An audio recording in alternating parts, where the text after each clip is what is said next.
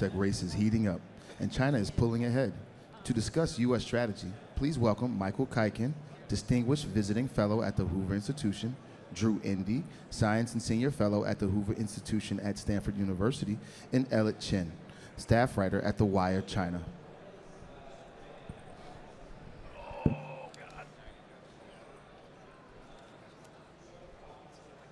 Good morning. We okay on sound? What's that? All right, let's get started. Good morning, everyone. It's wonderful to be here.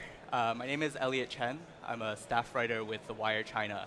We're a weekly business magazine that's based in New York that covers Chinese business and politics. And today I have with me here Professor Drew Endy and Mike Kuiken.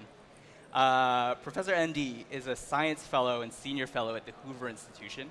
He also researches and teaches bioengineering at Stanford University and helped to launch the International Genetically Engineered Machine, or iGEM, competition, which has become sort of the Olympics equivalent for synthetic biology. Mike Kuiken is also a visiting fellow at Hoover. He's a commissioner on the US-China Economic and Security Review Commission. And prior to that, he was National Security Advisor to then Senate Majority Leader Chuck Schumer. In that role, he led the successful campaign to secure the passage of the CHIPS and Science Act, and also played a key role in establishing and managing the Senate's AI Insight Forums. So today we're here to talk about biotech, and I think maybe I'll just start with a little bit of context.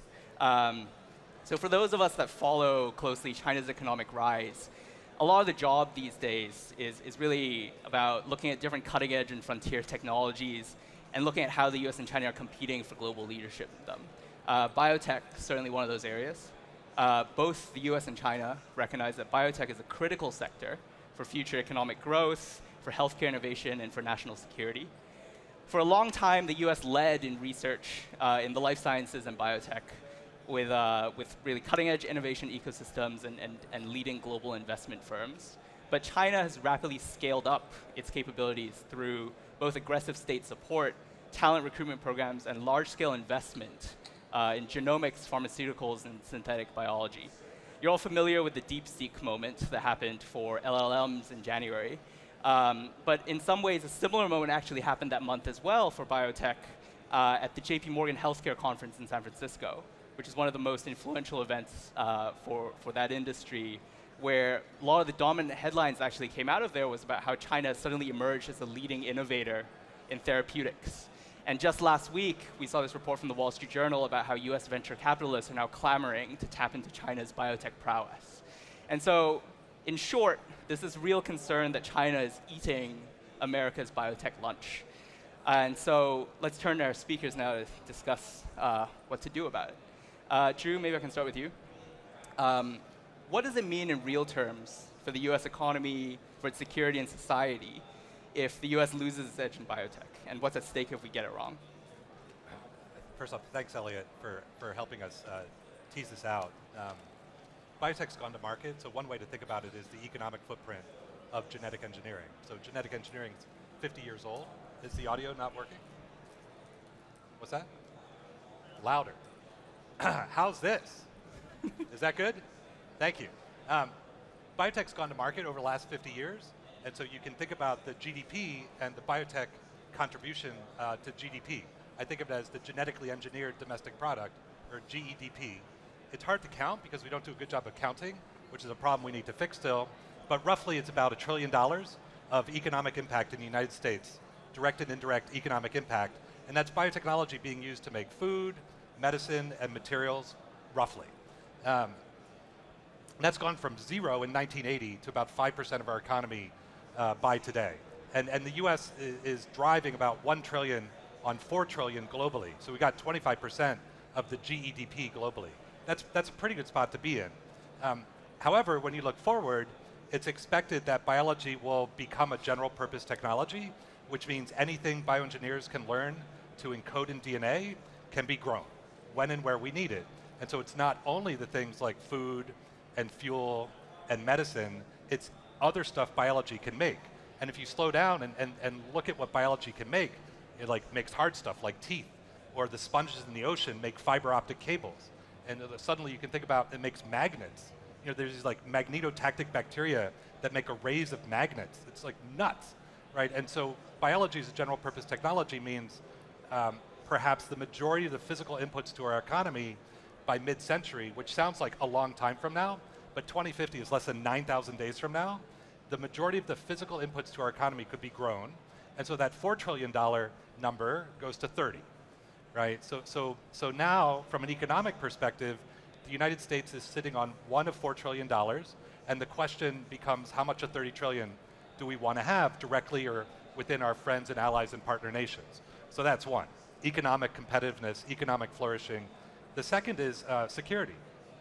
The most recent virus that took out a US aircraft carrier was not encoded in bits or bytes, it was encoded in RNA, it was encoded in nucleotides, right? That's what took Theodore Roosevelt out of operation. We have been blessed to live in a world where, starting in 1969, we turned off an offensive biological weapons program in the US under Nixon, and so we don't think about that too much, but when you look ahead, we need to develop a strategy for what we call at Hoover, biosecurity really. Like, how are we actually going to secure biology in a world where emerging capacities continue to advance and you see proliferation of capacities to do biotech because of the good, because of this economic footprint. And so what's our plan for securing biology really? If we don't get that right, there's just nothing good comes from that. So that's the second dimension. And then the third dimension, really quick, is there's a whole bunch of competitions embedded, which I'm sure we'll get to it. There's a whole bunch of competitions embedded in how biotech operates. You know, like, who's got the operating system for life, right? Or is there a ChatGPT moment coming? And whoever owns the tech stack for biotech, in addition to economic power and security power, will have soft power. Where do people go to get their solutions to access biotechnology, right? And so, you know, that's the setup. And then just to put a placeholder on it, what we've observed is over the last 20 years, for a diversity of reasons, you know, we're not the only people aware of this, and Beijing in particular has said, Beijing, we really need biotechnology in order for China to work and for us to work in the world on our terms and conditions. And it starts with things like food security. How do you maintain a food supply for 4 times as many people as here? But it goes deeper than that. Great. Eliot, do you mind if I just chime in here for a second? Yeah, Mike, so the one thing I've heard Drew say a bunch of times is this idea of a general purpose technology. If you think about the United States, we really unlocked physics and chemistry as a general purpose technology. Biology is sort of this one remaining technology, or one remaining science area, and everybody takes it in high school. You take chemistry, physics, and biology. Those are the 3 sort of core sciences as I've thought about it. And the US leads, or has led historically, in chemistry, physics, and no one is leading really in biology, aside from the sort of pharma community in the US. And so if you can unlock biology as a general purpose technology, there are real opportunities there to do all of the things Drew just talked about, which are incredible opportunities if you think about biomaterials, biomanufacturing. You know, how do we sustain life on the moon? How do we sustain life on Mars? We have to figure out ways to grow things. We have to figure out ways to do all of these things in different places, and that opportunity is sort of one of the big outliers in this particular space. And Eliot, just one last point. Eliot mentioned the Wall Street Journal article last week about therapeutics. It's very interesting to sort of watch in the press. You can see the press is sort of saying, "Oh, this just happened to us." There's no DeepSeek moment here. China has been ruthlessly building the infrastructure needed from a foundational science perspective and from an application perspective over the last 15 years. And so it may feel like a DeepSeek moment to the Wall Street Journal, but it's really something that they have meticulously considered and built on over at least a decade. 2 decades. 2 decades. Yeah. Fantastic. I want to stay on this point of human capital and particularly human talent. Drew, you were instrumental in building up iGEM, this Olympics for synthetic biology. Earlier this year, you testified in front of the USCC about this issue, and it struck me in that testimony that you mentioned how China represents over 50% of the teams at iGEM today, while the US is sort of plateaued at what was it, like 12 to 15%? 50, yeah. 50. And you know, why is that? And more than that, also, why is it that, as you mentioned in the testimony, Americans are actually going to China to form teams there to compete as a Chinese team. Thanks. Right. So iGEM, if you haven't heard about it, is a genetic engineering Olympics. The website is igem.org. The end of competition jamboree happens in Paris. And so last October we had 5,000 20-year-olds approximately getting together to show off their biotechnology projects. It's like a software competition or a robot competition, but for bioengineering stuff. One of the winning teams was a team from Germany, actually. I'll come back to China in a second, but just to give you a sense, and they were working on dandelions. You ever try and weed dandelions out of your yard? It's like really hard because the flower breaks off and the roots are embedded. But the cool thing about some dandelions is they make latex. And so these German kids were like, we want to make sustainable latex for sustainable tires, but we need to figure out how to farm dandelions. And it was like, just to give you like a flavor, because I would never think about any of this, right? And they're like, well, our project would be, let's figure out how to change the morphology of dandelion roots. So dandelion roots have the shape of carrots so that it's easier to pull them out of the ground. And they figured out how by reprogramming some transcription factors, you could cause that morphological change. So imagine 500 projects like that showing up with half of them, to your point, coming from China. And why is that happening? It's because the students in China and their parents are in love with biotechnology. Why is that happening? As Mike is saying, for 20 years now, China has taken an all-of-nation approach to embrace and advance biotechnology. And I want to pause and slow down and emphasize the words all-of-nation, because sometimes the rhetoric I hear in DC is, oh, China has an advantage because it's military civil fusion. Right? It's like, yeah, I don't think we have that advantage here. Right? So it's not a net advantage. The difference in bio is all-of-nation. Right? And so what does that mean? It means the president has been saying that the future of biotechnology is important for the future of the nation. And that's been on posters in the walls of all the buildings the kids walk into for over a decade. And so what do you do if you're a parent? You do everything possible to position your kid to be successful in the future. What did my mom do when I was growing up in Pennsylvania in like the 1970s? She bought me a personal computer. And we couldn't afford an Apple computer. So we got this like clone of an Apple computer, like the whole Franklin Ace is what it was called. They got sued out of existence, right? But like when our house caught on fire, the only thing I saved from that house, I didn't save my brother or the dog, and they got out okay. But like I carried that computer out because I love that thing. That type of cultural mindset has locked in on how important biotechnology is, and is from the president to the parents to the kids. And so because of that, the demand for getting access to biotechnology in China has outstripped the university system. And so within the iGEM competition, the reason the number of teams from China has gone up, and hasn't plateaued at the number of universities is because they're out entrepreneuring us. Entrepreneurs in China have created companies whose only offering is mentoring iGEM teams. And so if you want to join an iGEM team in the United States of America, you've got to get your school to get it to go, maybe your high school if you're lucky, or your college. But in China, you can just sign up and pay somebody to join a team. And it's like, right? So because of that, this is what blew me away, is having a conversation in Paris last October. You were there, yep. and there was a high school team from Beijing, one of the high school teams from Beijing, and they were working on blood vessel formation in tissue culture. Like you're gonna grow replacement joint, and you need to get blood vessels in there, otherwise you'll just have a sponge that can't sustain itself. And so these high schoolers are figuring out how to do angiogenesis, blood vessel formation, and I'm like, amazing project. But then I'm like, how come your English is so good? Like your English is incredible. And this guy goes, I'm from San Diego. And I'm like, what? Why are you on a high school team in Beijing? It's like it was easier for me to get on an iGEM team in Beijing by signing up for one of these commercial teams than getting into UC San Diego, right? And getting on their team is just go to China, right? Ellie, can I if you've never seen how carrots are harvested, go on YouTube and say, how are carrots harvested? Because when you understand what this team from Marburg did, which is basically make the dandelion roots into something that's equivalent to a carrot, you can see how much more efficient it is to harvest latex that way. If I was in this, and when I had this moment when I was with Drew and talking about the Marburg team, where I remembered my trip to Liberia. When I was in Liberia, there's sort of two extraordinary things. Well, there's a lot of extraordinary things, but one of them is latex trees. They're everywhere. And they're all farmed, and they all tilt over about this much because of the wind coming in from the ocean. But there are literally people walking up individually to the trees to harvest latex. And so as you think about ways to increase efficiency, increase production, but also have less of an impact on the earth, this Marburg team is an incredible invention. Mike, I want to pull you in here more.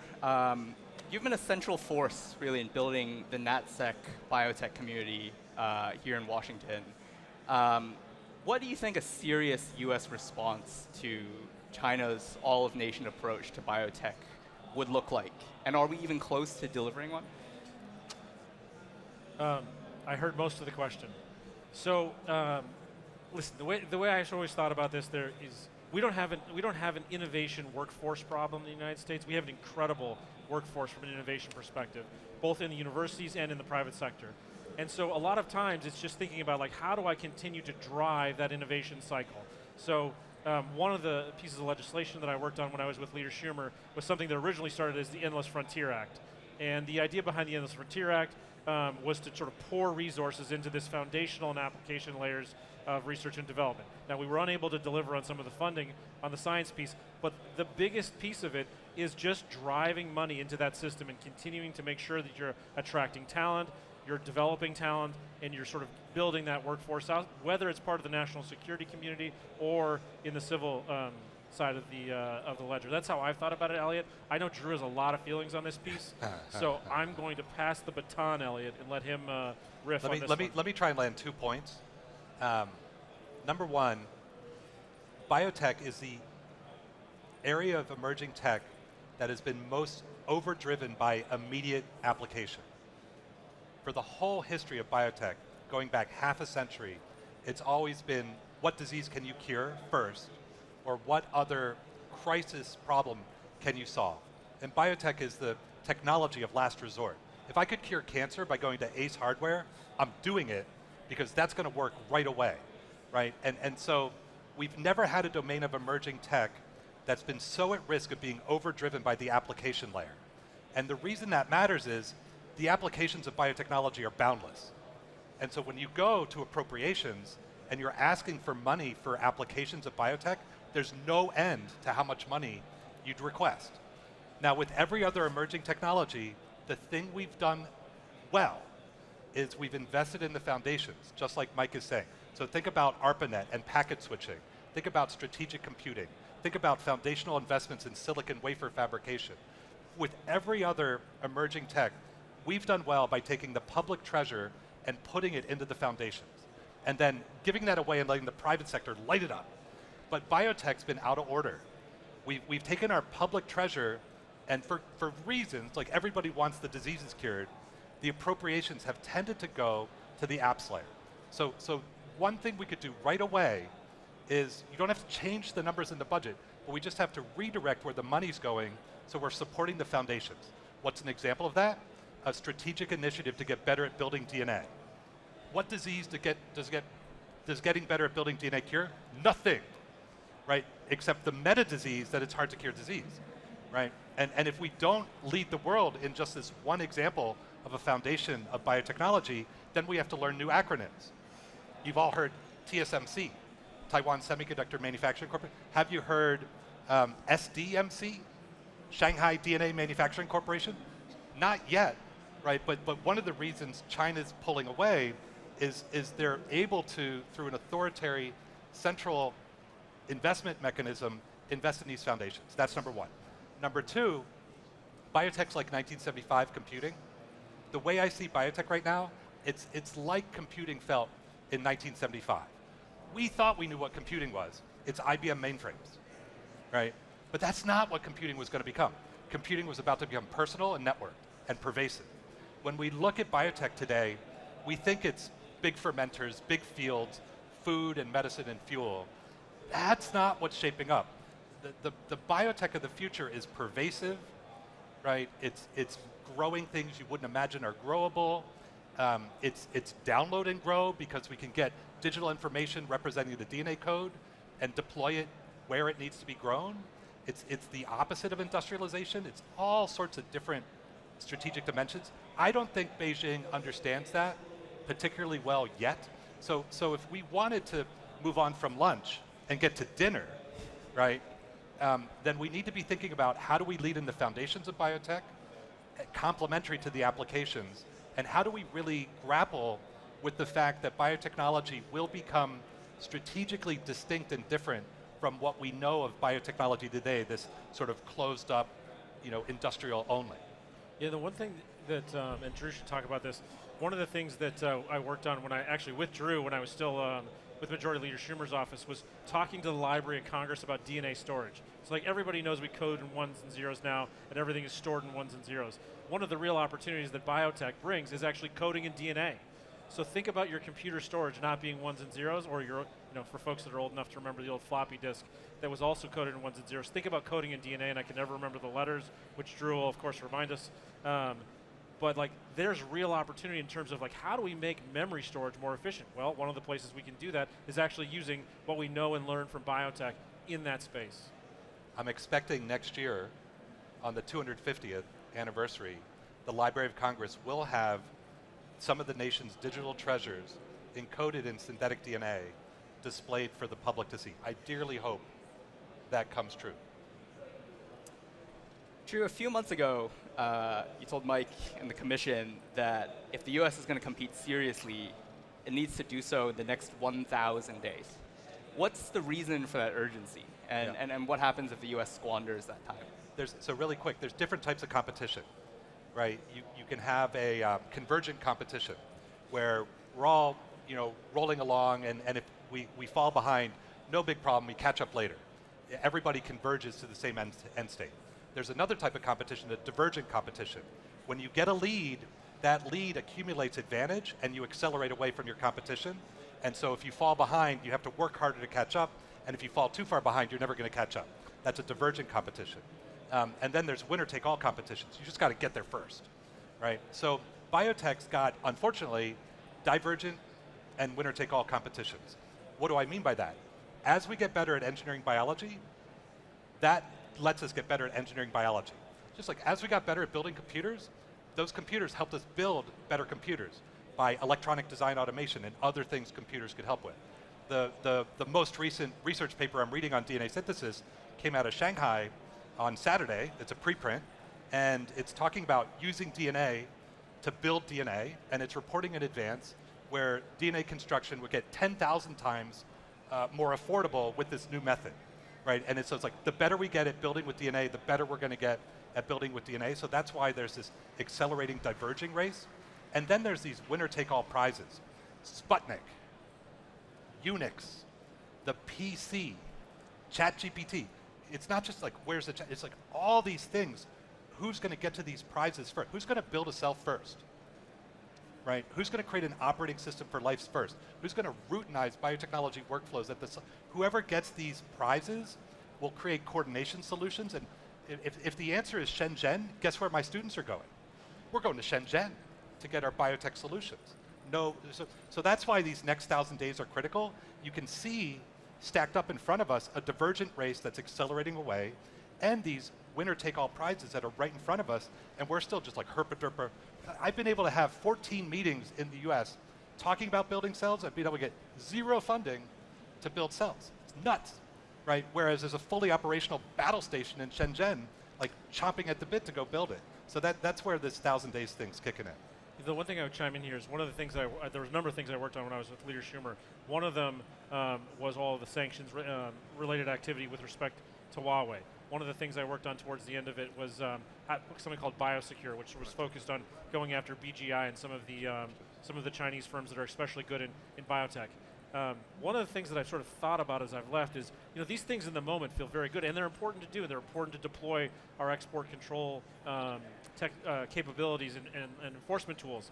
But the other thing we have to do is do all the things Drew just said, which is we have to simultaneously invest in these foundational technologies to make sure that we're not just sort of cutting our nose off to spite our face, but we're sort of taking a do-both approach at all times. So this is another thing to sort of think about in the biotech space as we're talking about BGI and other sort of key Chinese companies that are doing well in this space. We can't just abandon our own ecosystem and how we think about it. I think you're making a really important point. My favorite way of thinking about what Mike's saying is a NASCAR driver, right? If that NASCAR driver is going to win the race, yeah, you got to use the brake pedal, but you really got to use the go pedal. And they use the go pedal a little bit more than the brake pedal, and you got to steer strategically, right? And so much of, because we feel like, and we have been in the lead on biotechnology for most of the last half century, it's been a natural posture to play caution, put up the shields, but the situation we're in now is very different, and we've got to remember to push the go pedal smartly, right? Folks, we have a couple minutes, so do you want to take questions from the audience? Yeah, I know we're running out of time, so I'll keep this short. I'm a little bit confused. I heard Professor Endy saying that one of the big problems is the lack of direction of appropriations for foundational research rather than more immediate research as something that would help the U.S. do well. But your first point, about China, and the big advantage of China is just the national purpose and the fact that so many students from a young age are encouraged to get into biotechnology. And is the problem a funding problem in the U.S. versus what's China doing? Because I haven't heard my understanding is in biotechnology, like a lot of STEM fields, there's a shortage of U.S. Students going into that field. How do we address that along with the funding problem to try to catch up with where China is? Yeah, thank you so much for the question. And I think my answer is those things that you're pulling forward are coupled, right? So how many Americans think of biology as a strategic domain, right? Like relatively few. It's still a technology that's kind of esoteric, that's been squirreled away. And so because of that, that feeds into what people want and what people expect, and so that has impact on conversations and appropriations. Right? It's hard to have a conversation about DNA synthesis because first you have a conversation about DNA and why is DNA important, right? So we've got a lot of work to do. One of the solutions I like is a project that Callie Chappelle pioneered. It's called libraries. If you take the word library and you mutate the first letter I to a letter A, you get a new word called a library, right? And you get to create a new profession to go along with the library, the librarian. And so just like the Carnegie Foundation over a century invested money to create over 2,000 public libraries throughout the United States, imagine rerunning that playbook, but now you're making libraries that give everybody in the United States the option of learning about biology where they are in ways that are relevant to where they are, and then if they like, on-ramping into biotechnology to use local biotechnology to solve local problems as an example of a type of campaign we could do. But it's, how people feel about it is connected to appropriations. The only thing I would say just, go ahead. Sorry, Mike. The only thing I would just say, first of all, we should never leave you confused, so hopefully we're unconfusing you. The way I was thinking about it is, we're not going to get members of Congress to stop investing in all the applications that Dr. Endy talked about. But one of the things we can do is sort of raise awareness about the importance of the foundational layer and what it means for driving efficiencies into that application layer. So we had a panel the other day about fusion, and as we were talking about it, one of the things, and I was watching these drones flying away. If you haven't seen the drones flying over there, it's wild. Is one of the things that happens as you continue to iterate and innovate is you drive efficiencies, miniaturization, and all kinds of other developments into that application layer. The opportunities that Dr. Endy talked about and that I talked about are really, as you build out that foundational layer, there are all kinds of things that will evolve, that we learn as a result of better understanding that foundational layer. So it's not stopping the application funding, it's figuring out how do we do both. You know what my favorite drones are? I don't. Mosquitoes, ladybugs, fireflies, right? Biology's incredible. Folks, we're at time, but please thank me in joining, and please thank me in please join me in thanking Drew and Mike for this talk. Thanks, Eliot. Thank you.